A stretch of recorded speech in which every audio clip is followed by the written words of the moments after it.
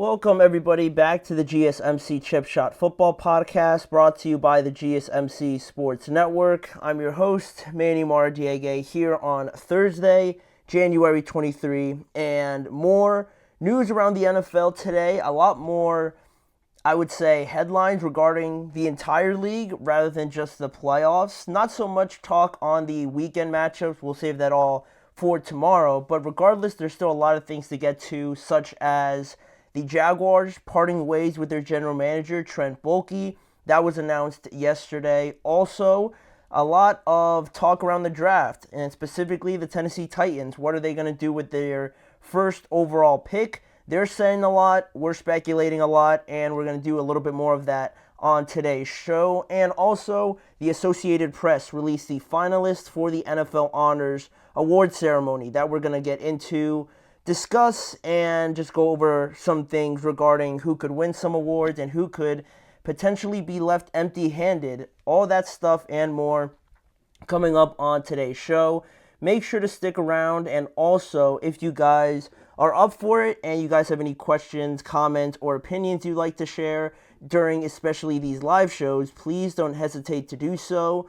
Your input and insights always provide a great perspective into what you guys are thinking and just what you guys have in mind when we're discussing any of these topics. So if you want to make it absolutely sure that your message stands out and gets featured on any of the live shows, there's an easy way to do that.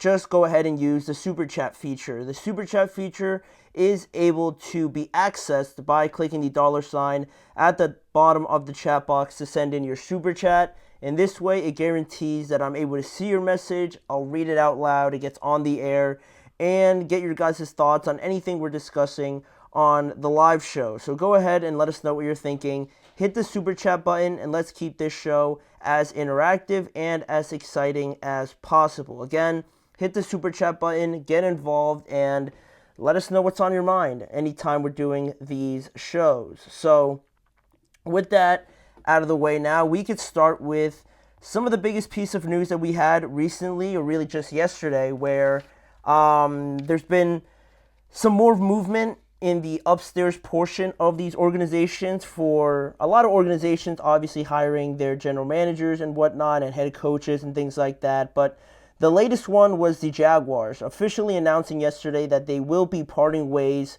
with their general manager, Trent Baalke. This puts an end to a 4-year run for Trent Baalke in Jacksonville, where the team had one playoff appearance, saw Urban Meyer get fired, now Doug Peterson get fired, and a total of a 25-43 record since Trent Baalke was hired, again, in 2021. And before that, he spent 6 years with the San Francisco 49ers, and he was actually part of a Super Bowl run there as well, but not the same level of success for, I'm sure, a couple reasons in Jacksonville. But what's strange really about this decision overall, and why I thought it was just odd, the timing, and just for it to just be announced, where because of the timing and the chain of events, really, because I'll break it down for you guys, was that the timing of it with Baalke being fired now was weird, because at the end of the season, where really nothing went right for the Jaguars and Doug Peterson was on the hot seat and he ended up getting fired, a lot of people thought that it was strange that they were also going to keep Trent Baalke, because Trent Baalke was there for even longer than Doug Peterson, and it's not like they were extremely, better off before Doug Peterson got there. It was almost much of the same, and through another rough period with another head coach, people just thought the Jaguars were going to clear house, that they were just going to move on and restart everything with a new general manager and a head coach, like a lot of the organizations have done. But their owner, Shad Khan, said that he was against doing that, because he said it was like shooting yourself in the foot by overhauling the team like that. And not only that, but not only was that like, all right, like you can believe that, but what made it even more weird and a little bit awkward was, I don't know if I was one of the few that saw this interaction, where a couple weeks ago, the Jaguars owner, Shad Khan, basically was on a Zoom call with media members, just doing sort of a gathering, answering some questions, and the general manager, Trent Baalke, was also in this meeting, and they asked Shad Khan basically if he would be influenced by any new coach, whether or not to move on from Trent Baalke, or whether or not a new head coach could potentially influence his decision to move on from Trent Baalke and maybe like fire him, obviously, right? And Shad Khan, in that same moment where he was in the presence of his general manager, who he just said he was going to keep, he said that basically if it meant a new coach getting there and it was somebody they were after, he would have no problem moving on to a new general manager if that was the case. Again, with Trent Baalke just sitting there, and it was a very awkward moment. If you guys haven't watched the video, just go look it up. You'll probably easily find it. It's very strange for that to happen, and for him to keep him and then say something like that, already it looks off, right? It's not the kind of relationship I guess you want in an organization. And while that didn't necessarily pan out like that, and while it didn't come down to the head coach basically because they're still struggling to find one, we talked yesterday about Liam Cohen, the Buccaneers offensive coordinator, and he was looked at as a favorite to land the Jaguars head coaching position, right, this offseason, and all of a sudden he pulls away from that and decides, you know what, I'm just going to stay in Tampa Bay and be the offensive coordinator here, and he was probably going to sign a multi-year deal there, to stay in Tampa Bay. People thought it was weird. Why would he pull out? We've never really heard that this offseason, at least in any of these head coaching opportunities. So for Liam Cohen to just say, you know what, take me out of the list, I'm good in Tampa Bay, was weird. And so instantly people connected it to Trent Baalke still being there, right? So I imagine in a state of desperation, seeing Mike Vrabel get hired, Ben Johnson get hired, Aaron Glenn get hired, all signing elsewhere, and then your main candidate says, I'm good, you guys could look somewhere else, I want to stay in Tampa Bay.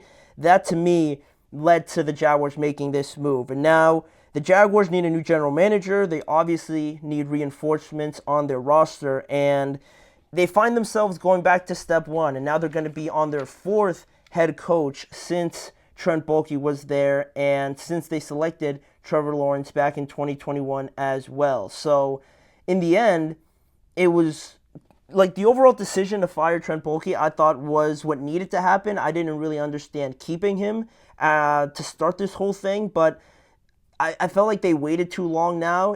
Now it looks to me like it was rushed. It was panicked. It was, just a desperate move for them, seeing everybody else get hired. So maybe they finally came to the realization that maybe the relationship with Trent, maybe people are put off by that opportunity. We're speculating, obviously. Maybe they figured, maybe let's just part ways with him, right? Maybe they picked up the hint and they said, you know what, Trent, like, we appreciate everything you've done. We're going to go our separate ways. And then lo and behold, today, the craziest thing I just got a couple minutes ago was that now, all of a sudden, after Trent Baalke's fired yesterday, now Liam Cohen is meeting with the Jaguars face-to-face, and he and the Jaguars are deciding whether or not he wants to be the head coach again, right? The day after the general manager's fired, now Liam Cohen comes back to the Jaguars and says, you know what? Let's talk about that head coaching position again. Maybe I'm interested now. Like, what changed? Obviously, Trent Baalke left. And it's kind of nuts that happened so quickly like that. Like, you couldn't make it more obvious. And I guess they're fortunate in that sense, right? If they do end up signing Liam Cohen as their new head coach, which would be like the craziest just switch of events there. But they would be dodging a bullet, but still, I can't take my mind away from how this kind of looks on the organization, the instability, the impulsiveness of this decision right from the top with their owner. Just not really having a steady, flow to this organization and still looking for a direction to go, right? It feels like they're just kind of treading right now on water and they don't really know where they're going. They're just kind of basing it off of a sudden feel. And that's really something that I would imagine nobody really wants, or not too many people want to be a part of, especially with paying Trevor Lawrence all that money. Now he's going through so many head coaches, and you can't really expect to win like that. And now they're going to try and have the reset button again and look for a new general manager now. So they're already going to be late to that party. And lucky that Liam Cohen is coming back to talk with them, but they're already showing up late to, or not late, but just they've missed out on other candidates that they probably would have been interested in if they had fired Trent Baalke before. So this entire situation, I think, just the right decision. Not ideal for Trevor Lawrence and the product on the field, but it was what needed to happen. And hopefully the Jaguars can just kind of decide on a new head coach. Hopefully it's Liam Cohen, and find a new general manager and stop kind of making these rash decisions just out of nowhere, because they've been pretty up and down recently. You don't want to just throw away a talent like Trevor Lawrence and continue to waste his very important developmental years. So I think really that's the biggest part. But this whole fiasco with Trent Baalke and Liam Cohen saying no and now coming back a day later, very, very strange. But it's you couldn't make it more obvious, right? What the problem was, I guess, what was driving everybody away in Jacksonville after what Liam Cohen did. So we'll see. Maybe tomorrow we're going to get the news and we'll talk about it even more. But for right now, that's the latest development in Jacksonville. They are going to be looking for a new general manager after all. But we're going to go back to a previous segment that we talked about yesterday. More on Aaron Glenn and him being hired as the Jets' new head coach. I got 3 things here that I am looking forward to see how Aaron Glenn addresses during his first year as a head coach. Kind of like a to-do list of what he needs to address and really take advantage of and get the best out of in his first year as head coach to get the Jets back on the beaten path as soon as possible. So we're going to get to that as soon as we return from this break.